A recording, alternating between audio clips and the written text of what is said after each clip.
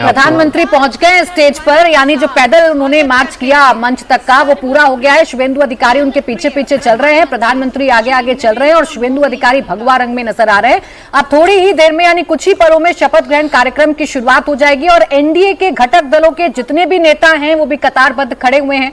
और अब देखिए रविंद्रनाथ टैगोर की तस्वीर पर फूल चढ़ाते हुए पुष्पांजलि अर्पित करते हुए प्रधानमंत्री नरेंद्र मोदी नजर आ रहे हैं। आज उनकी जयंती है और उसी दिन को आज प्रधानमंत्री या भारतीय जनता पार्टी ने चुना है कि आज इसे बड़े सेलिब्रेशन के तौर पर देखा जाए और उन्हीं की तस्वीर पर फूल चढ़ाते हुए आगे फिर शुभेंदु की बात कह रहे थे प्राची, उसको यहाँ पर जोड़ देना बहुत जरूरी है कि तारीख वैसे 7 है लेकिन आज हिंदू तिथि के अनुसार आज रविंद्रनाथ टैगोर कहें या रविंद्रनाथ ठाकुर कहें उनकी जयंती है। और इस पे एक चीज ऐड करने की बहुत आवश्यकता है। गुरुदेव की एक मशहूर गाना है, पोचिशे बोईशाख हे नूतन, यानी कि 25 बैसाख और हे नूतन, नया चीजें तैयार हो रहा है, एकदम बिल्कुल हूबहू बैठता है ये एक पोएम सर मुझे भी याद आ गई, बचपन में हमने रविंद्रनाथ टैगोर की वो where the mind is without fear and the head is held high, तो वाकई में वो भय मुक्त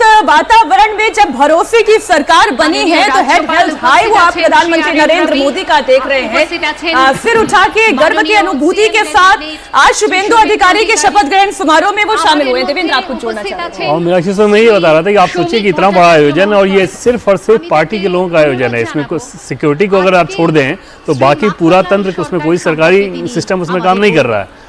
तो इतनी छोटी चीज का ध्यान रखना है कि वहां पर अगर शपथ ग्रहण समारोह हो रहा है तो रविंद्रनाथ टैगोर की तस्वीर हो, माखनलाल सरकार कोई रिलेटिव होंगे। एक बार सर वहां की आवाज लेकर सबरी प्रतीक्षार मतो दीर्घ प्रतीक्षा भारत केशरी डॉक्टर श्यामा प्रसाद मुखार्जी যিনি ভারতের সংবিধান उनके परिवार এবং ভারতবর্ষের অখণ্ডতার জন্য এই বাংলায় জন্মগ্রহণ করে নিজের প্রাণ দিয়েছিলেন, যাকে কাশ্মীরের জেলে রহস্যজনকভাবে কার্যত খুন করা হয়েছিল এবং তার সেই যাত্রার যিনি সহযোগী ছিলেন সেই মাখনলাল সরকার 97 বছর বয়স হয়েছে তার, তিনিও আজকের দিনে আমাদের এখানে এসে উপস্থিত হয়েছে। तो श्यामा प्रसाद मुखर्जी के परिवार के व्यक्ति से प्रधानमंत्री मिल रहे हैं और जिस इमोशन की बात हम बंगाल में करते हैं वो इमोशन आपको प्रधानमंत्री में नजर आ रहे होंगे। जैसे ही शॉल उड़ाया वैसे ही प्रधानमंत्री की आंखें भी नम नजर आने लगी। इसी से अंदाजा लगाया जा सकता है कि बीजेपी के भीतर कितनी कसक थी और बीजेपी कितना शिद्दत के साथ पश्चिम बंगाल को जीतना चाहती थी, क्योंकि श्यामा प्रसाद मुखर्जी की जन्मभूमि पर बीजेपी कमल नहीं खिला पाती थी और श्यामा प्रसाद मुखर्जी की जन्मभूमि पर न सिर्फ इस बार कमल खिलाया है बल्कि 207 सीटें जीतकर एक बड़े मैंडेट के साथ सत्ता में आ रही है। और अब जितने भी घटक दल के नेता हैं उनसे मुलाकात कर रहे हैं प्रधानमंत्री नरेंद्र मोदी और जितने भी सीएम हैं बीजेपी शासित राज्यों के, एनडीए शासित राज्यों के, उनके साथ प्रधानमंत्री नरेंद्र मोदी की मुलाकात हो रही है। लेकिन फिर उस तस्वीर की चर्चा होगी जो अब से कुछ ही क्षण पहले हमने देखा है, अभी उसे महसूस भी किया है। प्रधानमंत्री ने शॉल उड़ाकर नम आंखों से उनका स्वागत किया है और यही एक कसक, यही एक इमोशन जिसका जिक्र देवेंद्र बीजेपी करती आई, गृहमंत्री अमित शाह भी करते आए और आज वो तस्वीर देखने को भी मिली। और बिल्कुल प्राची, और बंगाल के लिहाज से समझें तो बीजेपी की जो पॉलिटिक्स है, जो विचारधारा है, उसके लिए बंगाल बहुत फर्टाइल होना चाहिए था, लेकिन जो लेफ्ट का इकोसिस्टम था, कांग्रेस और लेफ्ट का जो इकोसिस्टम था, उसने इस तरह का नैरेटिव गढ़ा कि वहां पर बीजेपी के लिए वो लगातार एक मुसीबत का क्षेत्र बना रहा पॉलिटिकली। लेकिन बीजेपी वैसी पार्टी है जो कि हिम्मत नहीं हारती और आप पिछले 20 सालों में अगर देखें तो शून्य से यहाँ तक पहुँच जाना वो अपने आप में दिखाता है कि प्रयास करने की जो टेंडेंसी है वो कैसे रहती है। जी हाँ बिल्कुल, और उस चीज को 207 के मैंडेट पे ले जाकर अगर खत्म किया जा रहा है तो समझा जा रहा है कि ये पार्टी कैसी है जो कि लगी रहती है। अगर गृहमंत्री अमित शाह ये बता रहे हैं कि हमारे इतने सारे कार्यकर्ताओं की हत्या हो गई, उनको मार दिया गया पॉलिटिकल वायलेंस के तहत, बावजूद इसके बीजेपी के कार्यकर्ताओं को जो विचारधारा का टॉनिक दिया जाता है ना, तो उसमें वो लगे रहते हैं। उसके बाद फिर उनके सामने कुछ और नहीं होता। जैसे इसी कार्यक्रम के बारे में मैं बता रहा था कि आप सोचिए कि इतनी बड़ी प्लानिंग और उसको उस रूप में ऑर्गेनाइज कर देना, इसमें पार्टी के कितने कार्यकर्ता रात दिन मेहनत कर रहे होंगे। सबको एक एक जिम्मेदारी दी गई होगी कि एक एक मुख्यमंत्री अगर आ रहा है तो किसको कौन रिसीव करेगा, एयरपोर्ट पे कौन होगा, आयोजन स्थल पे कौन होगा, उनको ड्रॉप कौन करेगा, किस होटल में उनको लेके जाना है। तो बहुत कॉर्पोरेट स्टाइल में जो प्लानिंग होती है ना, एक पॉलिटिकल पार्टी के तौर पर बीजेपी उस काम को करती है, जिसका नतीजा दिखता है। एक दूसरी चीज जो टीएमसी कल से चला रही है SIR वोट को लेके, तो मैं बता रहा था आपको कि 5 कंस्टिट्यूंसी जहां सबसे ज्यादा वोट कटे वो पांचों के पांचों 4 टीएमसी, 1 कांग्रेस ने जीती। जहां सबसे कम 5 कटे हैं वोट, वो पांचों बीजेपी जीती।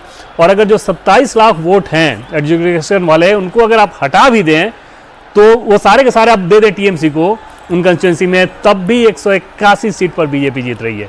मतलब ये सीधे से बंगाल की जनता का जनादेश है। उसमें भी अगर अभी आप डिनायल मोड में हैं तो फिर आगे मुसीबत रहेगी। अब जिस जी आप SIR पे एक लाइन और जोड़ देता हूँ, क्योंकि भाई साहब ने कहा टीएमसी ने 80 सीटें जीती हैं, मतलब ये 27% है माननीय प्रधानमंत्री 293 का। श्री नरेंद्र मोदी जी, সেই সঙ্গে আছেন মাননীয় গৃহমন্ত্রী শ্রী অমিত শাহ জি, আমাদের মধ্যে উপস্থিত আছেন মাননীয় मंच पर जो मौजूद है सबका एक एक बार नाम कहा जा रहा है। प्रधानमंत्री नरेंद्र मोदी, गृह मंत्री अमित शाह, रक्षा मंत्री राजनाथ सिंह, बीजेपी के राष्ट्रीय अध्यक्ष नितिन नवीन को आपने देखा। एनडीए के जो घटक दल हैं वो तमाम बड़े चेहरों को आप देख रहे हैं, चाहे वो महाराष्ट्र से आपने एकनाथ शिंदे को देखा, जिस तरीके से प्रधानमंत्री नरेंद्र मोदी ने उनसे हाथ मिलाया, उनकी पीठ थपथपाई, फिर सुनेत्रा पवार से मुलाकात की और प्रधानमंत्री नरेंद्र मोदी ने घूमकर जितने भी और बीजेपी शासित राज्यों के मुख्यमंत्री, एनडीए शासित राज्यों के मुख्यमंत्री और जितने घटक दल हैं उन सभी से मुलाकात उन्होंने की। और अब बहुत ज्यादा समय बाकी नहीं रह गया है। राज्यपाल के मंच पर आने के साथ साथ राष्ट्रगान के साथ जो औपचारिकताएं हैं, जो प्रोटोकॉल हैं, उसके साथ शपथ ग्रहण शुरू हो जाएगा। और जब हम उन 5 नामों की बात करते हैं, जो विधायक मुझे दिखाई दे रहे हैं, वो मैं आपको नाम गिना सकती हूँ। मुझे निशित प्रामाणिक दिखाई दिए, मुझे दिलीप घोष दिखाई दिए, मुझे अग्निमित्रा पॉल दिखाई दी। मैं कोशिश करी थी जरा मंच की और जरा नजदीक की तस्वीर देवेंद्र सामने आती तो मैं कुछ और चेहरों को पहचान पाती। थोड़ी हैरानी हो रही है कि जो रिपोर्टर वहाँ मौजूद है उनको तो दिख जाना चाहिए कि कौन कौन से विधायक वहाँ पर अगर मौजूद हैं, तो वो सीधे समझ में आना चाहिए कि एक वही जगह है। दूसरा, जिनको शपथ लेना है उनके लिए अलग व्यवस्था की गई होगी और वो 5 एक साथ ज्यादातर नजर आ रहे होंगे। बीच बीच में भले अभिवादन के लिए कहीं चले जाएं वो, लेकिन ज्यादातर वो एक साथ नजर आ रहे होंगे, तो वहां पर तो दिख रहा होगा। लेकिन ठीक है, अब तो थोड़ी देर की बात है, थोड़ी देर के अंदर तस्वीर साफ हो जाएगी। कुछ देर +1 या 4+1, 1+4। 3 नाम तो मैंने गिना दिया, मैं ढूंढ रही हूँ 2 नाम। 1 या 2 और नाम है। वो एक महतो होंगे जरूर, मुझे लगता है कि इस 5 में भी उनको होना के साइड से एक लिया होगा, क्योंकि वो जंगल महल का इलाका, उसका रिप्रेजेंटेशन देना होगा। मिथुन दा तो क्रिस गेल बने हुए हैं आज। क्रिस गेल की गेटअप में घूम रहे हैं सर। 5 जो लेंगे तो सीएम के साथ 5 है। सहित रविदास महतो वो हो सकते हैं जरूर। रविदास महतो इस तस्वीर पर लेकिन एक बार फिर से चर्चा करनी जरूरी है। श्यामा प्रसाद मुखर्जी जी बोले। देखिए, माखनलाल सरकार जो है, माखनलाल सरकार आज़ादी के लड़ाई में बहुत सक्रिय थे और उसके साथ साथ हिंदू महासभा श्यामा प्रसाद मुखर्जी के साथ अंतिम बेला तक वो जोड़े रहे। श्यामा प्रसाद मुखर्जी की जब देहांत हुई, देहांत नहीं, उनको तो विष देके मारा गया था, फूड पॉइजनिंग हुआ था, उस समय भी उस जेल के अंदर माखनलाल सरकार मौजूद थे। तो एक लंबा इतिहास है माखनलाल सरकार जी का। बंगाल में अगर आज के डेट में प्री इंडिपेंडेंस एरा के अगर कोई प्रतिबिंब अगर है जिनको बहुत ज्यादा सम्मान किया जाता है, उनमें से एक है माखनलाल सरकार। और कहीं ना कहीं पे इसी से दर्शाता है कि जनसंघ जो पेरेंटियल पार्टी रहा है भारतीय जनता पार्टी का, उनके तमाम जितने सारे आइकॉनिक फिगर है, उनको जिस हिसाब से श्रद्धा पूर्वक नमन करना है, वो माननीय प्रधानमंत्री जी ने दिखा दिया है आज। और इसके साथ साथ ये जरूर मैं कहूंगा कि माखनलाल सरकार जी का अगर लेख अगर पढ़ेंगे, क्योंकि वो साहित्यकार भी है, बहुत लिटरेरी पर्सन है, वहां पे कहीं ना कहीं पे स्वामी विवेकानंद, फिर अरबिंदो, महर्षि अरबिंदो, चैतन्य महाप्रभु, रामकृष्ण मिशन, रामकृष्ण परमहंस, इनके तमाम जितने सारे विचारधारा है, वो सारे विचारधारा कहीं ना कहीं पे झलकता है। तो एक आइकॉन के हिसाब से वो है और मैं खुद उनको श्रद्धापूर्वक स्टूडियो से नमन करूंगा कि इतने बड़े हस्ती है बंगाल के, और उसको जिस हिसाब से माननीय प्रधानमंत्री जी ने जो गले लगाया है, ये कहीं ना कहीं पे सनातन परंपरा का झलक। आज बीजेपी ने कोशिश, 98 साल इनकी उम्र है और श्यामा प्रसाद मुखर्जी के साथ ये कश्मीर गए थे और कश्मीर में ये जेल में रहे जेल में रहे। और इनको जब कोऑर्डिनेटर बनाया गया था वहां पर, बीजेपी के एकदम शुरू वाले संस्थापक कार्यकर्ताओं में से एक रहे हैं, तो जब इनको वहां पे दिनाजपुर के आसपास उनको कोऑर्डिनेटर बनाया गया था तो बहुत कम दिनों में ही 10,000 बीजेपी कार्यकर्ताओं को इन्होंने जोड़ा था। उसके बाद डिस्ट्रिक्ट प्रेसिडेंट रहे और अलग अलग पद पे वो लगातार रहे थे और पार्टी के लिए काम किया था। तो ऐसे लोग जो कि उस समय बीजेपी के लिए अपनी पूरी जिंदगी एक तरह से लगा दी, जिन लोगों ने, जिनको तब कुछ नहीं दिख रहा होगा कि बीजेपी का इमीडिएट यहाँ पे क्या होना है, उनके लिए बहुत आसान काम था उस समय जब सत्ता का दूसरा केंद्र, जो सत्ता का जो केंद्र था उसके साथ जुड़ जाते हैं। लेकिन बीजेपी की विचारधारा को पकड़ के उन्होंने परिश्रम किया और वैसे लोगों के परिश्रम का नतीजा है कि बीजेपी आज इस कदर यहाँ पर सत्ता में आई है। लेकिन दूसरी तरफ संगठन की ताकत देखें और पीएम मोदी की सोच देखें कि उस कार्यकर्ता को 98 वर्षीय कार्यकर्ता को मंच पर बुलाकर इस रूप में सम्मानित किया जा रहा है। बिल्कुल उड़ाई और जब गले मिल रहे थे तो आंखें नम दिखाई दे रही थी।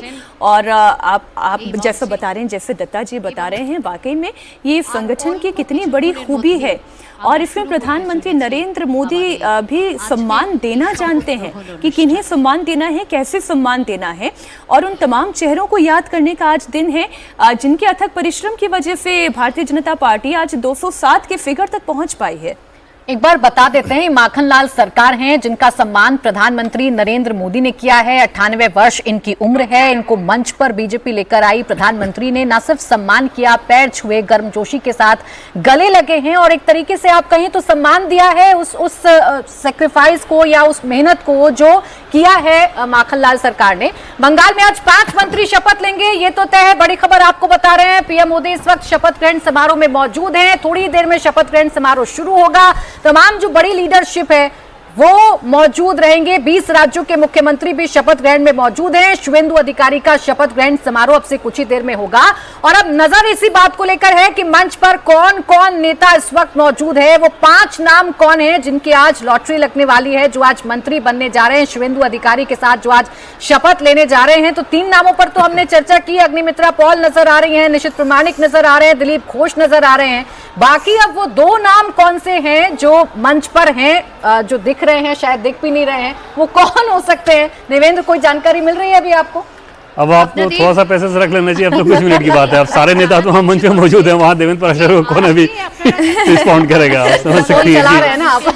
सबसे आश्चर्य हो रहा है कि वहाँ जो उपस्थित हैं उन रिपोर्टरों से मैं मैसेज करके पूछा कि वो चेयर पे बैठे हुए कौन लग रहे हैं, तो उनका थोड़ी देर पहले जवाब आया था कि अभी वो चेयर खाली है। चेयर अभी खाली, उस पर लोग नहीं बैठे हैं, छिपा के रखा गया है। अब इसका मायने समझ में नहीं आ रहा कि कितनी तो इतनी सीक्रेसी क्यों है अजीत जी? क्या ऐसा क्या 5 लोग नहीं, सरप्राइज होने जा रहा है या शॉक देने जा रहे हैं? अब तो मुझे ऐसा लग रहा है। नहीं, अगर वो 5 बैठ जाते तो हमारा थोड़ी डिस्कस कर रहे थे कि वो 5 चेयर क्यों खाली है। शॉक और सरप्राइज वाली बहुत बातें नहीं है, क्योंकि आज जो बनेंगे उसके बाद बहुत बाकी लोग तो 2-4 दिन में बन ही जाएंगे सब लोग। फिर भी पता नहीं, मतलब ये आमतौर पर ऐसा नहीं होता। आज हमने तो कभी नहीं देखा इसके पहले। ऐसा तो नहीं मुख्यमंत्री के नाम पर नहीं सरप्राइज किया, नहीं चौंकाया, मीडिया ने जो गेस किया वही रहे, तो अब 5 नामों में कम से कम चौंकाएंगे। अपनी परंपरा तो बीजेपी को आगे बढ़ानी है। मान लीजिए हम लोग 25 नाम चर्चा कर रहे हैं, उस 25 में से तो होगा ही ना 5। इतना बड़ा एल्बो रूम है हम लोगों के पास, 25 नाम बता दिए, उसमें से कोई होगा 5 तो हो गए। कम से कम मुख्यमंत्री के आने के पहले वो जो शपथ लेने वाले और मंत्री होते हैं वो चेयर पर आकर बैठ जाते हैं। लेकिन इस समय ये बोलना कि अभी भी चेयर खाली है, मुझे आश्चर्य हो रहा है कि आखिर हो क्या रहा है। और राज्यपाल के पास तो नाम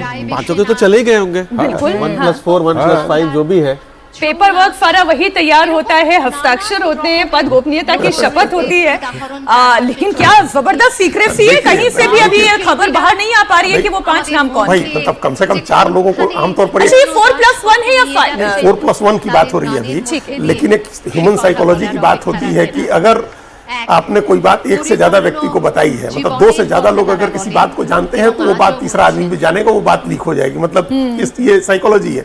अब यहाँ कम से कम 5-6 लोग 8 लोग तो जान रहे हैं और इसके बावजूद नाम नहीं निकल रहा है। ये सोचिए, ये क्या मतलब भारतीय जनता पार्टी। कुर्सी अगर अभी तक खाली है तो सोचिए कितनी सीक्रेसी मेंटेन की जा रही है। और ये सीक्रेसी के पीछे का मतलब क्या है, ये अब थोड़ी देर में साफ होगा। 11 बजे का वक्त था, 20 मिनट अब थोड़ा सा डिले भी होगा। बराबर हमें कह रहे हैं फोन कि पर लगे 11:30 तो बस बजने ही वाले हैं और इधर अपनी जानकारी जो है आप जुटाए जा रहे हैं, लेकिन नाम जो है वो सामने नहीं आ पा रहे, इसलिए जो हमें दिख रहा है वो हम बता देते हैं। अभी जो मंच का दिखाया भी जा रहा पूरा पिक्चर, वहाँ का नहीं दिखाया जा रहा है जिसमें मंत्री बैठते हैं। अभी मैं बार बार उसको देख रहा हूँ कि शायद उधर कुछ नजर आए, तो अभी तक तो मुझे नजर नहीं आया कि जिधर मंत्री बैठेंगे वो वाला चेयर किधर है। अच्छा, हमने नॉर्थ बंगाल के चेहरों की चर्चा की थी, साउथ बंगाल के चर्चे के नाम भी हैं। अर्जुन सिंह आते हैं साउथ बंगाल से जीतकर, श्रुति शेखर गोस्वामी योगी आदित्यनाथ ने इनके लिए प्रचार किया था, कौस्तव बागची जो कि बैरकपुर से जीते हैं, और एक नाम बड़ा चर्चा में रहा वो है पूर्व आईपीएस डॉक्टर राजेश कुमार का, इनका भी नाम काफी चर्चाओं में रहा।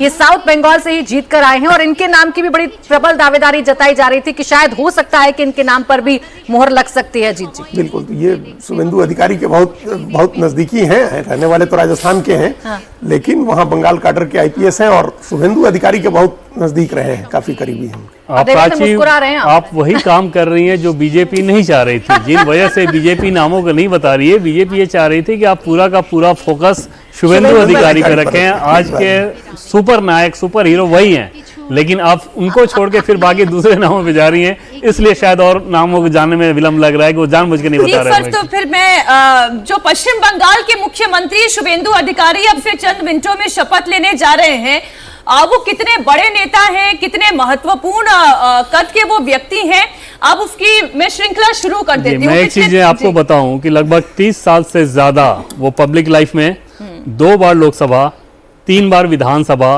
3 बार काउंसिलर, एक बार सेंट्रल काउंसिलर के चेयरमैन, उसके बाद कैबिनेट मिनिस्ट्री उन्होंने वहाँ पे बंगाल में संभाली थी, ट्रांसपोर्ट के, इरिगेशन के, हल्दिया रिवर ब्रिज कमीशन के चेयरमैन रहे थे। तो हल्दिया का जो डेवलपमेंट हुआ उसमें उनका बहुत अहम रोल, और सबसे बड़ी चीज़ ये है कि जो इनकी लीगेसी है, फैमिली लीगेसी है कांथी क्षेत्र से, वो बिपिन अधिकारी इनके ग्रैंडफादर हुआ करते थे, और उनके घर को ब्रिटिश काल में ब्रिटिशर्स ने 2 बार जलाया था।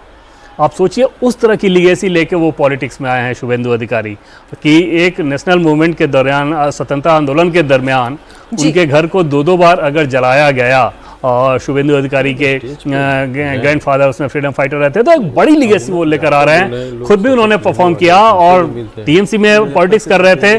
टीएमसी के पॉलिटिक्स में इनका सबसे बड़ा दुराव तब हुआ जब अभिषेक बनर्जी ने यूथ टीएमसी का जो एक फंक्शन था और उसमें इनको मंच पर भी वो चढ़ने से मना किया। वहां उसके बाद इनको ये समझ में आ गया था कि अब टीएमसी में उनके लिए कोई जगह नहीं है, बीजेपी में आए और मुख्यमंत्री। इनका ऐसा ही रहा है कि 9 चुनाव लड़े, अभी तक सिर्फ 1 चुनाव हारे हैं शुभेंदु अधिकारी, और इनका कैडर के साथ जो कनेक्ट रहता है, एक बंगाली इनकी छवि है, हिंदुत्व वाली छवि है, प्रशासनिक अनुभव है शुभेंदु अधिकारी के पास, और यही वजह है कि शुभेंदु अधिकारी के नाम की चर्चा 2021 से ही लगातार हो रही है। 2020 में वो शामिल होते हैं भारतीय जनता पार्टी में, और 2021 से लेकर 2026 के चुनावों के बीच में जितनी भी मेहनत की जा सकती है, जितनी भी विचारधारा भारतीय जनता पार्टी की ग्राउंड पर ले जाई जा सकती है, सब कुछ शुभेंदु अधिकारी ने करके दिखाया। कुछ ऐड करें? हाँ जी, इस पे एक बहुत इंपॉर्टेंट चीज ये है कि जब अंग्रेजों के विरोध में बंगाल में जब मुहिम छेड़ी, और खास करके बंगाल विभाजन के दौरान, फर्स्ट पार्टीशन ऑफ बंगाल 1905, ये जो एरिया है नंदीग्राम का एरिया, लाल माटी वाला एरिया, यहाँ से सबसे पहले बगावत शुरू हुई और अधिकारी फैमिली का बहुत बड़ा योगदान था।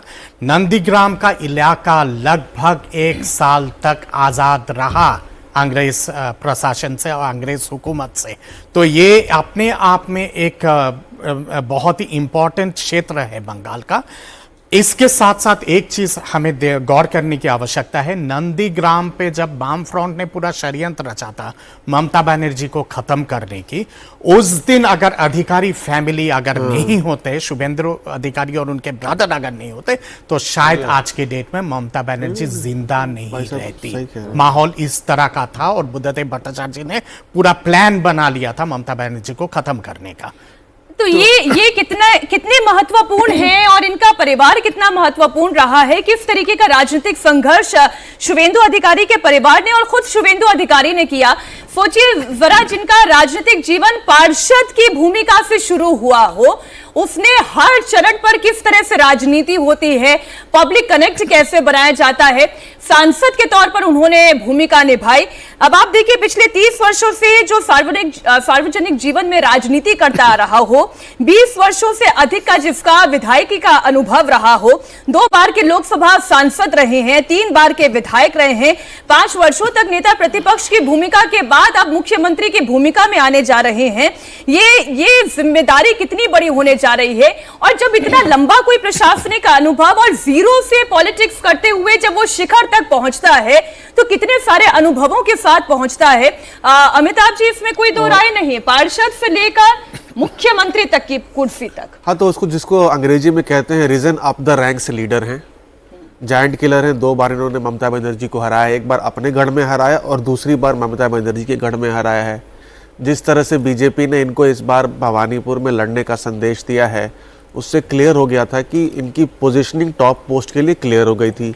एक साइकोलॉजिकल प्रेशर भी ममता बनर्जी के ऊपर बना दिया। भाई, अगर आपको एक बार कैंडिडेट एक बार हरा चुका है तो आपको कहीं ना कहीं बैक ऑफ द माइंड ये बात रहती है। बार से इस बार ज्यादा बड़े मार्जिन से और बहुत बड़े मार्जिन से, और उस सीट पर सिर्फ 8,000 की ही मार्जिन थी लोकसभा में 2024 में। तो क्योंकि एलओपी का भी पद इनके पास रहा है, मंत्री रहे हैं, स्ट्रीट फाइटर है, एजिटेशनल पॉलिटिक्स है, युवा से पॉलिटिक्स में आए हैं, तो ऑल इन ऑल इनको काफ़ी एक्सपीरियंस है। और जिस तरह सिचुएशन है बंगाल की अभी, जिस तरह सिचुएशन है, लॉ एंड ऑर्डर सिचुएशन है, महिला सुरक्षा का सिचुएशन है, पोरस बॉर्डर की सिचुएशन है, सारे चीज़ों को ध्यान में रखते हुए he was the best man suited for the job.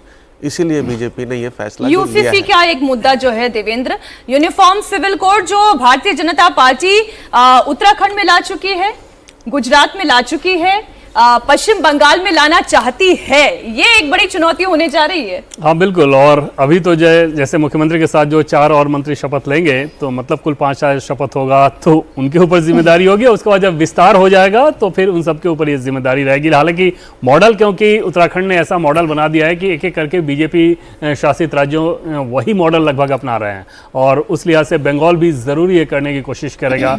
एक कंसर्न वहाँ ज़रूर ये रहेगा कि वहाँ ट्राइबल बेल्ट में, बंगाल में इस बार बीजेपी की ऐसी शानदार सफलता हासिल हुई, ऐसा ना हो कि यूसीसी को लेके कन्फ्यूजन हो जाए। कई सारे ट्राइबल बेल्ट में ये समस्या रही है बीजेपी की, तो वहाँ पर बहुत ज़्यादा सतर्कता बरती जाएगी। इस बार टीएमसी इनफैक्ट इलेक्शन कैंपेन के दरमियान ग्राउंड लेवल पर इस बात को कह भी रही थी कि ट्राइबल कम्युनिटी के बीच में कि अगर बीजेपी आ जाएगी तो वो यूसीसी लेकर आ जाएगी, जिसका बीजेपी नेताओं के लिए बड़ा ज़रूरी हो गया था कि उसको ठीक तरीके से सही पर्सपेक्टिव में लेकर आए ट्राइबल कम्युनिटी के सामने। तो वो सतर्कता रखी जाएगी, लेकिन निश्चित तौर पर बंगाल भी उस काम को करना चाहेगा। अब देखिए, इंतजार बढ़ता जा रहा है, 11:30 बजने वाले हैं, अभी तक शपथ ग्रहण समारोह की शुरुआत नहीं हुई है। प्रधानमंत्री मंच पर हैं और प्रधानमंत्री तमाम एनडीए के नेताओं से मिल चुके हैं, एनडीए के नेताओं से मुलाकात उनकी हो चुकी है, अपने सबसे पुराने कार्यकर्ता का सम्मान वो कर चुके हैं। शुभेंदु अधिकारी मुख्यमंत्री बनने जा रहे हैं, थोड़ी ही देर में मुख्यमंत्री पद की वो शपथ लें। माननीय राज्यपाल श्री आर.एन. रवि उपस्थित आছেন, আমাদের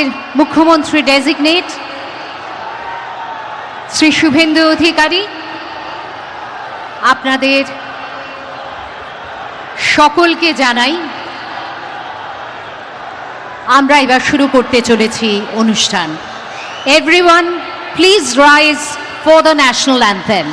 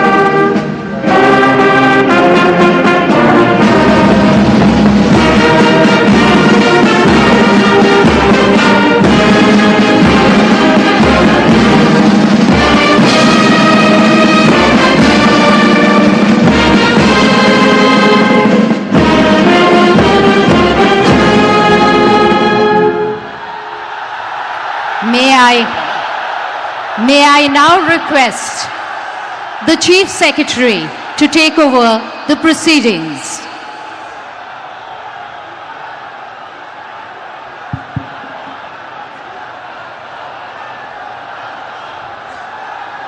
Namaskar. I request the permission of the Honorable Governor to commence the proceedings. With your permission, sir, I may now read the order of appointment of the Honorable Chief Minister. The order reads, the Governor of West Bengal order, in exercise of the power conferred on me by Article 164(1) of the Constitution of India, I, R.N. Ravi, Governor of West Bengal, hereby appoint Shri Shubhendu Adhikari as Chief Minister of the State of West Bengal. Signed by Shri R.N. Ravi, Governor of West Bengal, on 8th May 2026.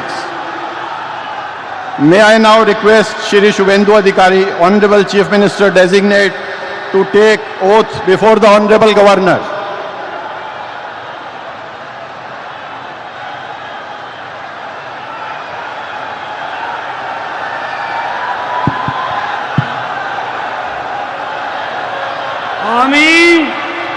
আমি শুভেন্দু অধিকারী ঈশ্বরের নামে শপথ করিতেছি যে বিধি দ্বারা স্থাপিত ভারতের সংবিধানের প্রতি আমি অকৃত্রিম নিষ্ঠা ও আনুগত্য পোষণ করিব। আমি ভারতের সার্বভৌমত্ব ও অখণ্ডতা রক্ষা করিব। পশ্চিমবঙ্গ রাজ্যের মুখ্যমন্ত্রী রূপে আমার কর্তব্যসমূহ নিষ্ঠাপূর্বক এবং বিবেকসম্মতভাবে নির্বাহ করিব এবং ভয় বা পক্ষপাত, প্রীতি বা বিদ্বেষ রহিত হইয়া সকল শ্রেণীর জনগণের প্রতি সংবিধান ও বিধি অনুসারে ন্যায় আচরণ করিব।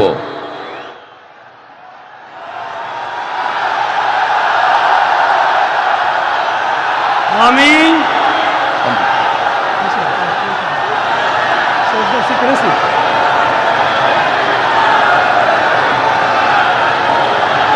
আমি শুভেন্দু অধিকারী ঈশ্বরের নামে শপথ করিতেছি যে পশ্চিমবঙ্গ রাজ্যের মুখ্যমন্ত্রী রূপে যে কোনো বিষয় যাহা আমার বিবেচনার জন্য আনিত হইবে বা আমি জ্ঞাত হইব, তাহা মুখ্যমন্ত্রী রূপে আমার কর্তব্যসমূহের যথাযথ নির্বাহের জন্য যেরূপ আবশ্যক হইতে পারে তদ্গতিকে আমি প্রত্যক্ষ বা পরোক্ষভাবে কোনো ব্যক্তি বা ব্যক্তিগণের নিকট জ্ঞাপন করিব না বা প্রকাশ করিব না।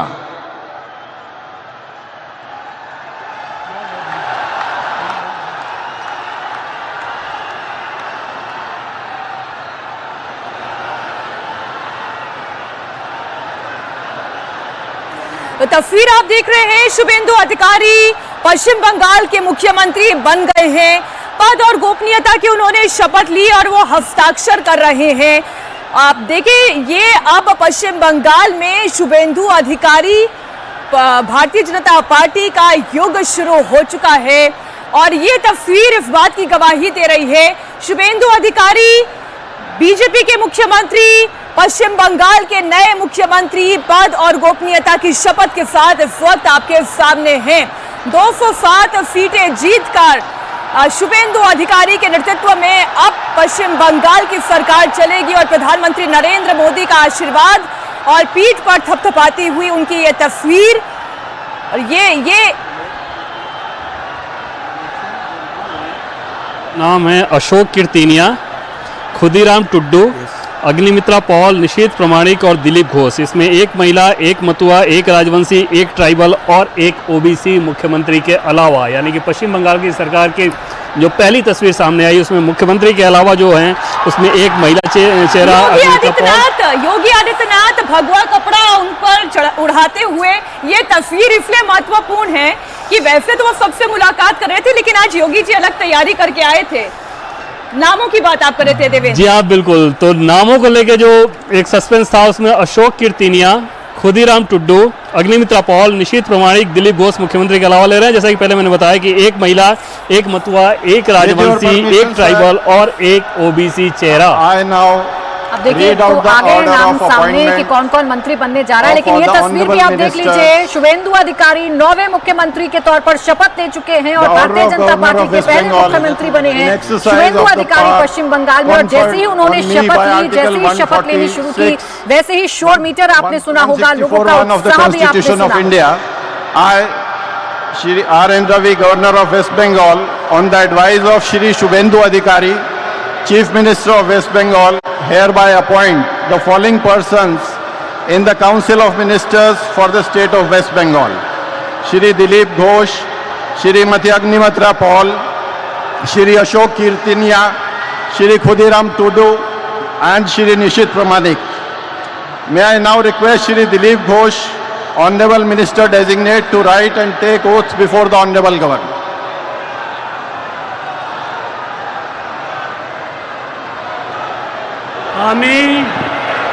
আমি ঈশ্বরের নামে শপথ করিতেছি যে বিধি দ্বারা স্থাপিত ভারতের সংবিধানের প্রতি আমি অকৃত্রিম নিষ্ঠা ও আনুগত্য পোষণ করিব। আমি ভারতের সার্বভৌমত্ব ও অখণ্ডতা রক্ষা করিব। পশ্চিমবঙ্গ রাজ্যের মন্ত্রী রূপে আমার কর্তব্যসমূহ নিষ্ঠাপূর্বক এবং বিবেকসম্মতভাবে নির্বাহ করিব এবং ভয় বা পক্ষপাত প্রীতি বা বিদ্বেষ রহিত হইয়া সকল শ্রেণীর জনগণের প্রতি সংবিধান ও বিধি অনুসারে ন্যায়াচরণ করিব। আমি শ্রী দিলীপ কুমার ঘোষ ঈশ্বরের নামে শপথ করিতেছি যে পশ্চিমবঙ্গ রাজ্যের মন্ত্রী রূপে যে কোনো বিষয় যাহা আমার বিবেচনার জন্য আনিত হইবে বা আমি জ্ঞাত হইব, তাহা ওই মন্ত্রী রূপে আমার কর্তব্যসমূহের যথাযথ নির্বাহের জন্য যেরূপ আবশ্যক হইতে পারে তদ ব্যতিরেকে আমি প্রত্যক্ষ বা পরোক্ষভাবে কোনো ব্যক্তি বা ব্যক্তিগণের নিকট জ্ঞাপন করিব না বা প্রকাশ করিব না।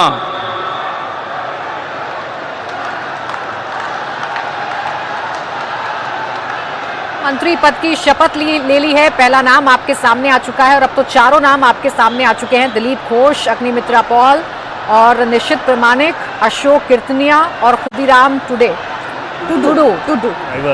ये ट्राइबल चेहरा है। अशोक कीर्तनिया एससी चेहरा है जो कि बनगांव उत्तर से जीत कर आए हैं और दिलीप घोष वरिष्ठ नेता हैं, बीजेपी अध्यक्ष की जिम्मेदारी 2021 में संभाल चुके हैं, ओबीसी चेहरा है। तो जो कॉम्बिनेशन कास्ट का हो सकता है, जो कॉम्बिनेशन रीजन्स का हो सकता है, वो आपको इन पांचों नामों में इस वक्त नजर आ रहा है। 2016 में खड़गपुर सदर सीट से पहली बार चुनाव जीते, 7 बार के विधायक ज्ञान सोहन पाल को हराया दिलीप घोष ने। 2019 में मेदिनीपुर से बीजेपी सांसद चुने गए और 2021 में जो संगठन की जिम्मेदारी है वो दिलीप घोष ने संभाली थी। अब देवेंद्र, जातीय संतुलन की अगर इसमें बात करें तो दिख रहा है कि क्या कॉम्बिनेशन होगा आगे आने वाली सरकार। बिल्कुल प्राची, और पहला ही जो रिफ्लेक्शन होना था कि एक इंक्लूसिव कैबिनेट दिखे, तो संख्या भले ही छोटी रखी गई लेकिन उस छोटी संख्या में भी उसका रिप्रेजेंटेशन का ध्यान रखा गया है।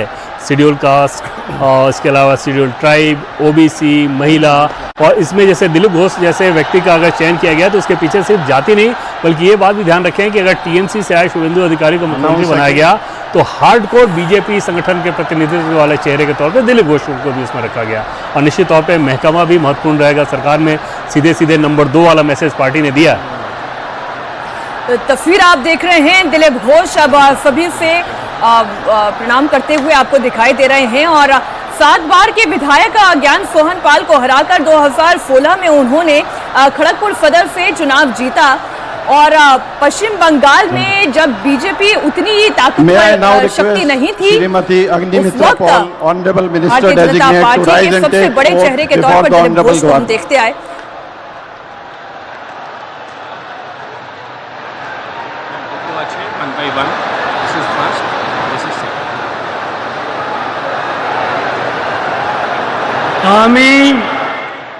আমি শ্রীমতী অগ্নিমিত্রা পাল ঈশ্বরের নামে শপথ করিতেছি যে পশ্চিমবঙ্গ রাজ্যের মন্ত্রী রূপে যে কোনো বিষয় যাহা আমার বিবেচনার জন্য আনিত হইবে বা আমি জ্ঞাত হইব তাহা ওই মন্ত্রী রূপে আমার কর্তব্য সমূহের যথাযথ নির্বাহের জন্য যেরূপ আবশ্যক হইতে পারে তদ্ব্যতিরিকে আমি প্রত্যক্ষ বা পরোক্ষভাবে কোনো ব্যক্তি বা ব্যক্তিগণের নিকট জ্ঞাপন করিব না বা প্রকাশ করিব না। আমি শ্রীমতী অগ্নিমিত্রা পাল ঈশ্বরের নামে শপথ করিতেছি যে বিধি দ্বারা স্থাপিত ভারতের সংবিধানের প্রতি আমি অকৃত্রিম নিষ্ঠা ও আনুগত্য পোষণ করিব। আমি ভারতের সার্বভৌমত্ব ও অখণ্ডতা রক্ষা করিব। পশ্চিমবঙ্গ রাজ্যের মন্ত্রী রূপে আমার কর্তব্যসমূহ নিষ্ঠাপূর্বক এবং বিবেকসম্মতভাবে নির্বাহ করিব এবং ভয় বা পক্ষপাত প্রীতি বা বিদ্বেষ রহিত হইয়া সকল শ্রেণীর জনগণের প্রতি সংবিধান ও বিধি অনুসারে ন্যায়াচরণ করিব। तो अग्निमित्रा पॉल जो आसनसोल दक्षिण सीट से विधायक चुनकर आई हैं, लगातार दूसरी बार टीएमसी को इन्होंने हराया है मंत्री पद की शपथ लेते हुए। और महिला चेहरा जिसका जिक्र लगातार किया जा रहा था कि जो 5 मंत्री आज होंगे उसमें महिला फैक्टर को भी ध्यान में रखा जाएगा और उसमें सबसे आगे अग्निमित्रा पॉल का ही नाम था। शुवेंदु सरकार में महिला मंत्री बनी हैं, 2019 में बीजेपी ज्वाइन किया और 2026 में उपाध्यक्ष बन गई। राजनीति से पहले की बात करें तो फैशन डिजाइनर उनका प्रोफेशन रहा था, उसके बाद राजनीति में एंट्री की और लगातार 2 बार टीएमसी को उन्होंने हराया। आसनसोल दक्षिण सीट से विधायक चुनकर आई हैं और महिलाओं के मुद्दों को कैसे उठाना है, खासकर आर्जिकर केस में कैसे पीड़िता की आवाज बनना है, ये अग्निमित्रा पॉल ने करके दिखाया था। और उसी का नतीजा है कि जब महिला मंत्री चुनने का वक्त आया तो सबसे पहला नाम अग्निमित्रा पॉल का ही सामने 3 नाम हैं अजीत जी जो हमने इतने दिनों में चर्चा की, तो 3 नाम में तो हम एकदम ठीक साबित हुए। एक नाम अमिताभ जी ने कल मुझे बताया था, खुदीराम टूडू, उस पर हम आज चर्चा नहीं कर पाए, लेकिन 3 जो हमारे to rise and take oath before the honorable governor.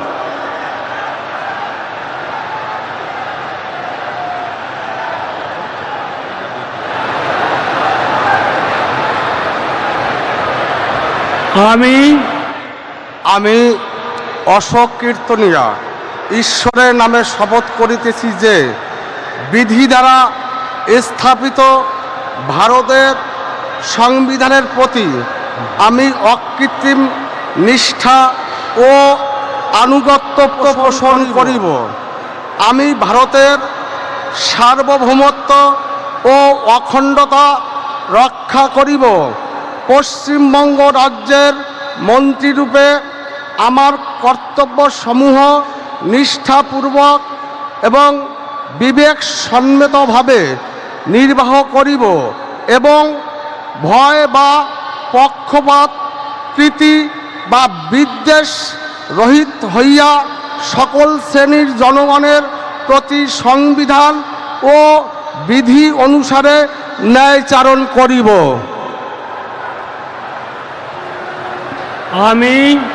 আমি অশোক কীর্তনিয়া ঈশ্বরের নামে শপথ করিতেছি যে পশ্চিমবঙ্গ রাজ্যের মন্ত্রীরূপে যে কোনো বিষয় যাহা আমার বিবেচনার জন্য আনিত হইবে বা আমি জ্ঞাত হইব তাহা ওই মন্ত্রীরূপে আমার কর্তব্যসমূহের যথাযথ নির্বাহের জন্য যেরূপ আবশ্যক হইতে পারে তদ্ব্যতিরেকে আমি প্রত্যক্ষ বা পরোক্ষভাবে কোনো ব্যক্তি বা ব্যক্তিগণের নিকট জ্ঞাপন করিব না বা প্রকাশ করিব না।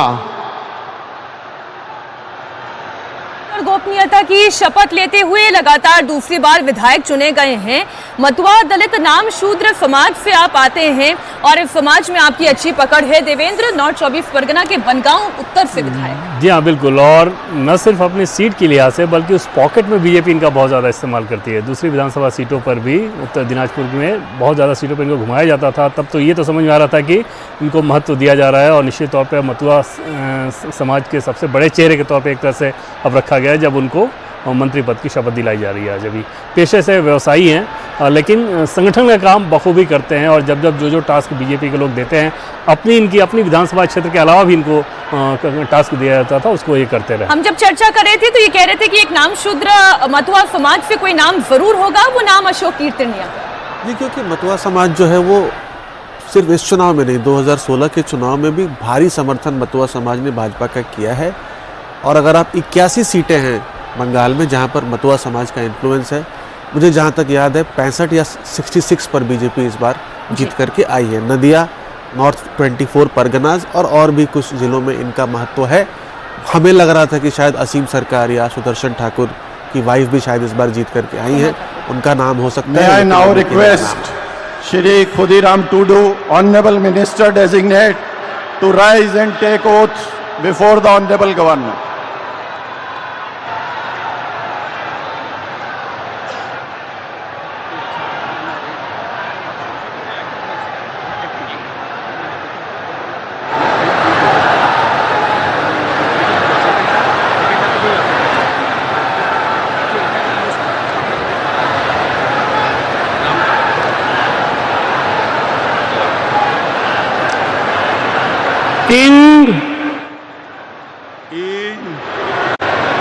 चांदो बुंगा ᱧᱩᱛᱩᱢᱛᱮ ᱠᱤᱨᱤᱭᱟᱹᱧ ᱦᱟᱛᱟᱣᱤᱫᱟᱹᱧ ᱥᱚᱲᱟ ᱠᱷᱩᱞᱟᱹᱥᱟ ᱢᱚᱱᱮᱛᱮ ᱠᱤᱨᱤᱭᱟᱹᱧ ᱦᱟᱛᱟᱣᱮᱫᱟ ᱚᱱᱟ ᱞᱮᱠᱟᱛᱮ ᱛᱚᱞ ᱟᱠᱟᱱ ᱵᱷᱟᱨᱚᱛ ᱫᱤᱥᱚᱢ ᱨᱮᱱᱟᱜ ᱥᱚᱝᱵᱤᱫᱷᱟᱱ ᱪᱮᱛᱟᱱ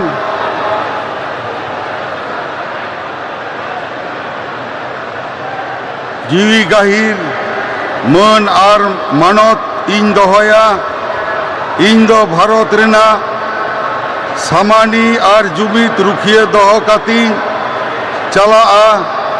ᱯᱚᱥᱪᱤᱢ ᱵᱟᱝᱞᱟ ᱯᱚᱱᱚᱛ ᱨᱮᱱᱟᱜ ᱢᱤᱫ ᱢᱚᱱᱛᱨᱤ ᱞᱮᱠᱟᱛᱮ ᱤᱧᱟᱹᱜ ᱟᱸᱜᱤᱵᱷᱟᱹᱨᱤᱭᱟᱹ ᱠᱚ ᱢᱟᱹᱱ ᱟᱨ ᱱᱤᱪᱷᱚᱨᱟ ᱢᱚᱱᱮᱛᱤᱧ ᱠᱟᱹᱢᱤ ᱯᱩᱨᱟᱹᱣᱟ ᱟᱨ ᱵᱚᱛᱚᱨ ᱥᱮ बेगौर तरफ सिने दुलड़ से हाला हता बांग मने काते ने हर चेतान नोआ संविधान और आरी को मना बताव काते समझोस तीन कामिया। इन चांदो बुंगा ᱧᱩᱛᱩᱢᱛᱮ ᱠᱤᱨᱤᱭᱟᱹᱧ ᱦᱟᱛᱟᱣᱤᱫᱟᱹᱧ ᱥᱚᱲᱟ ᱠᱷᱩᱞᱟᱹᱥᱟ ᱢᱚᱱᱮᱛᱮ ᱠᱤᱨᱤᱭᱟᱹᱧ ᱦᱟᱛᱟᱣᱤᱫᱟᱹᱧ ᱟᱹᱱ ᱞᱮᱠᱟᱛᱮ ᱛᱚᱞ ᱟᱠᱟᱱ ᱵᱷᱟᱨᱚᱛ ᱫᱤᱥᱚᱢ ᱨᱮᱱᱟᱜ ᱥᱚᱝᱵᱤᱫᱷᱟᱱ ᱪᱮᱛᱟᱱ ᱡᱤᱣᱤ ᱜᱟᱹᱦᱤᱨ ᱢᱟᱹᱱ ᱟᱨ ᱢᱟᱱᱚᱛᱤᱧ ᱫᱚᱦᱚᱭᱟ। ᱤᱧ ᱫᱚ ᱵᱷᱟᱨᱚᱛ ᱨᱮᱱᱟᱜ ᱥᱟᱢᱟᱱᱤ ᱟᱨ ᱡᱩᱢᱤᱫ ᱨᱩᱠᱷᱤᱭᱟᱹ ᱫᱚᱦᱚ ᱠᱟᱛᱮᱧ ᱪᱟᱞᱟᱜᱼᱟ। ᱯᱚᱥᱪᱤᱢ ᱵᱟᱝᱞᱟ ᱯᱚᱱᱚᱛ ᱨᱮᱱᱟᱜ ᱢᱤᱫ ᱢᱚᱱᱛᱨᱤ ᱞᱮᱠᱟᱛᱮ इᱧᱟᱹᱜ ᱟᱸᱜᱤᱵᱷᱟᱨ को मान और निछोरा मोनेतीन कमी पुरवा और बतर से बेगोर तरफ सेनी दुलड़ से हला हताव बांग मने काते ने हर चितान नोआ संविधान और आरी को मना बताव काते समझ से तीन कमिया। जोहार। ये सबसे इंटरेस्टिंग पॉइंट था अभी के शपथ ग्रहण समारोह में शुभेंदु अधिकारी की कैबिनेट में एक आदिवासी समाज का रिप्रेजेंटेटिव जिन्होंने अपनी भाषा में शपथ ग्रहण की है। दत्ता जी आप कुछ कहना चाह रहे हैं? कुरमाली शांताली भाषा में उन्होंने शपथ ग्रहण किया है। कुरमाली जो है वो शांताली भाषा का ही एक डायलेक्ट है, सब डायलेक्ट है। और अंत में जो उन्होंने कहा जोहार, मैं खुद उनको जय जोहार कहता हूँ। और ये महत्वपूर्ण इसलिए है क्योंकि एक सिंबॉलिज्म बहुत इम्पॉर्टेंट होता है जब आप इस तरह के अलग अलग क्षेत्र से लोगों को जब आप चुनते हो।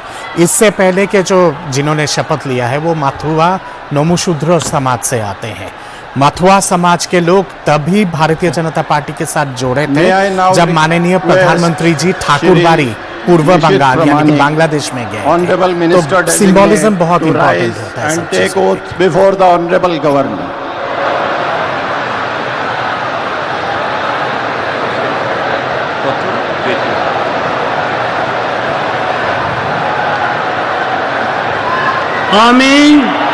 আমি নিশীথ প্রামাণিক ঈশ্বরের নামে শপথ করিতেছি যে বিধি দ্বারা স্থাপিত ভারতের সংবিধানের প্রতি আমি অকৃত্রিম নিষ্ঠা ও অনুগত্য পোষণ করিব। আমি ভারতের সার্বভৌমত্ব ও অখণ্ডতা রক্ষা করিব।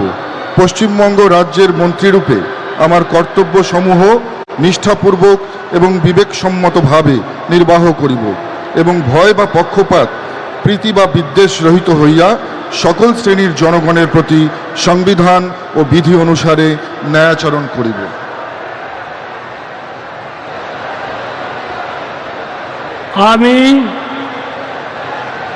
আমি নিশীথ প্রামাণিক ঈশ্বরের নামে শপথ করিতেছি যে পশ্চিমবঙ্গ রাজ্যের মন্ত্রীরূপে যে কোনো বিষয় যাহা আমার বিবেচনার জন্য আনিত হইবে বা আমি জ্ঞাত হইব তাহা ওই মন্ত্রীরূপে আমার কর্তব্য সমূহের যথাযথ নির্বাহের জন্য যেরূপ আবশ্যক হইতে পারে তদ্ব্যতিরিকে আমি প্রত্যক্ষ বা পরোক্ষভাবে কোনো ব্যক্তি বা ব্যক্তিগণের নিকট জ্ঞাপন করিব না বা প্রকাশ করিব না। तो निशिथ प्रामाणिक ने भी मंत्री पद की शपथ ले ली है। 2021 से 2024 तक केंद्र में मंत्री रह चुके हैं। अमित शाह के मंत्रालय में गृह राज्य मंत्री भी रह चुके हैं। 2019 में कूच बिहार सीट से चुनकर सांसद बने थे। नॉर्थ बंगाल में बीजेपी को बड़ी जीत इन्होंने दिलाई थी और इस बार भी नॉर्थ बंगाल में बीजेपी ने अच्छी जीत हासिल की है। राजवंशी जाति से आते हैं, पूरा कास्ट कॉम्बिनेशन साधा गया है बीजेपी की तरफ से। 5 बेशक कुल मंत्रियों ने शपथ ली हो, लेकिन इन 5 मंत्रियों में बीजेपी सरकार का क्या सटीक फॉर्मूला आने वाले वक्त में होगा और बीजेपी सरकार कैसे काम करेगी, कैसे तमाम वर्गों के हितों को साधेगी, ये पेश करने की कोशिश की गई है। नाम थोड़े हैं, लेकिन इन थोड़े ही नामों में बेहतर कॉम्बिनेशन कैसे हो सकता है, इसका परिचय एक बार फिर से भारतीय जनता पार्टी ने दिया है। तो शुवेंदु अधिकारी मुख्यमंत्री बन चुके हैं और उनके साथ 5 जो विधायक हैं वो मंत्री पद की शपथ ले चुके हैं। कुछ कह रहे हैं दत्ता जी? इनके गामछा पे मैं एक ज़रूर टिप्पणी करना चाहूँगा निशिथ प्रामाणिक जी के। ये जो गामछा है ये कूच राजवंशी समाज के हैं और वो कामतापुर के इलाका है जो कूच बिहार से शुरू होकर ग्वालपारा बरपेटा तक आसाम में ये क्षेत्र है। कूच राजवंशी समाज का जो गामछा है ये बहुत इम्पोर्टेंट होता है उस समाज के, एक तरह से उसके लिए कल्चरल सिंबोलिज्म है वो चीज़। और कहीं ना कहीं पे ये दर्शाता है कि बीजेपी ने कितने शानदार वे में ये पूरा जो रीजनल कॉम्बिनेशन है और जातिगत समीकरण है इसको कितने अच्छी तरह से रिप्रेजेंट किया है। और खास करके ऐसे इलाके के रिप्रेजेंटेशन है जहां पे शायद प्रीवियस डिस्पेंशन ने, ममता बनर्जी के डिस्पेंशन ने ना के बराबर रिप्रेजेंटेशन दिए थे। उत्तर बंगाल का हमेशा आरोप रहा है टीएमसी सरकार से कि उसको नजरअंदाज किया गया है।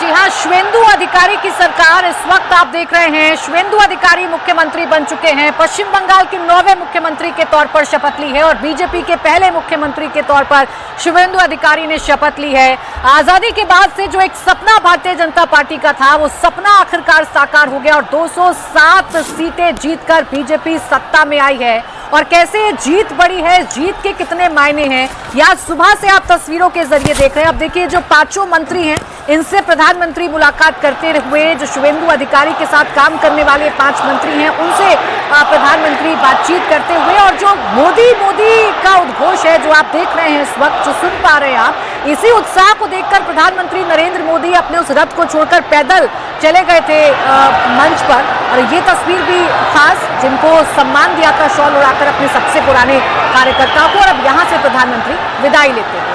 जबरदस्त तस्वीरें। और बंगाल को मिल चुका है, पश्चिम बंगाल में बीजेपी का पहला मुख्यमंत्री शुभेंदु अधिकारी, और जिस तरीके से उनकी पीठ थपथपाई आज प्रधानमंत्री नरेंद्र मोदी ने, जिस तरीके से जाकर सबसे पहले प्रणाम किया शपथ लेने के बाद उनको शुभेंदु अधिकारी ने, वो तस्वीर भी आपने देखी। मिथुन चक्रवर्ती से दो बातें करते हुए प्रधानमंत्री, तो शपथ ग्रहण तो पूरा हो गया। वो सारे नाम आपके सामने हैं जो अब टीम है, टीम शुभेंदु अधिकारी, दिलीप घोष, अग्निमित्रा पॉल, अशोक कीर्तनिया, खुदीराम टूडू और निशीथ प्रामाणिक। और ये आप जरा मंच देखिए, आज बीजेपी या एनडीए परिवार के जितने सितारे थे वो सारे के सारे एक मंच पर, बल्कि एक कतार में भी नहीं आ पाए, उसके पीछे भी एक कतार है। शुभेंदु अधिकारी ने भी जब शपथ के बाद सबको प्रणाम करने के लिए वहां वो गए तो पीछे की कतार में जाकर के भी वो सबसे मिले।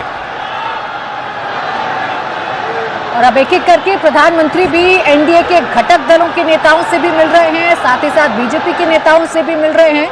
तो पूरा एनडीए कितना इंटैक्ट है, एनडीए कितना मजबूत है, ये तो आपको तस्वीरों में दिख ही रहा होगा। इसके साथ ही साथ बीजेपी की अपनी क्या पावर है, ये भी आपको तस्वीरों में नजर आ रहा होगा। चंद्रबाबू नायडू से भी मुलाकात करते हुए, उनसे बातचीत करते हुए प्रधानमंत्री इस वक्त नजर आ रहे हैं। और मैं फिर दोहराऊंगी, इंडिया अलायंस ने इन्हीं चंद्रबाबू नायडू को लेकर कई तरीके के सवाल खड़े किए थे और इन्हें बड़ा कमजोर बैसाखी बताया था, लेकिन 2024 के बाद से जो गठबंधन है वो मजबूत होता रहा, जो रिश्ता है वो मजबूत होता रहा और एनडीए की एक मजबूत पिक्चर देखने को मिली। देखिए, लौटकर भी चंद्रबाबू नायडू से बातचीत करते हुए, उनके हाथ पकड़ते हुए प्रधानमंत्री इस वक्त नजर आ रहे थे। और नरेंद्र मोदी को वहां अपने बीच में देखकर जो आपने गूंज सुनी लोगों के बीच से, जिसको प्राची शोर बीटर कह रही थी, वो शोर बीटर तो कमाल का था। और ये इतने लोगों का उस एक मंच पे होना, अगर उन सबको भी एक लम्हे के लिए आप भूल जाएं, एक नाम काफ़ी है इस वक्त भारत की राजनीति में। इस नाम की जो गूंज इस वक्त सुनाई दे रही है, और अब से नहीं 2014 से भी पहले से नरेंद्र मोदी, वो करिश्मा खत्म होने की बजाय और बढ़ता जा रहा है। और इस पश्चिम बंगाल की जीत में भी ममता बनर्जी के राज से मुक्ति पाने की चाहत हो या उनके खिलाफ जो नाराजगी हो, उसके अलावा नरेंद्र मोदी से जुड़ने का भी जो एक इस जनता के बीच में आकर्षण था, उसको आप कम करके नहीं आंक सकते हैं। और ये कमाल की बात है कि पिछले एक दशक से 11 साल से दुनिया के सबसे लोकप्रिय नेताओं की सूची में नंबर 1 पर बने हुए हैं नरेंद्र मोदी।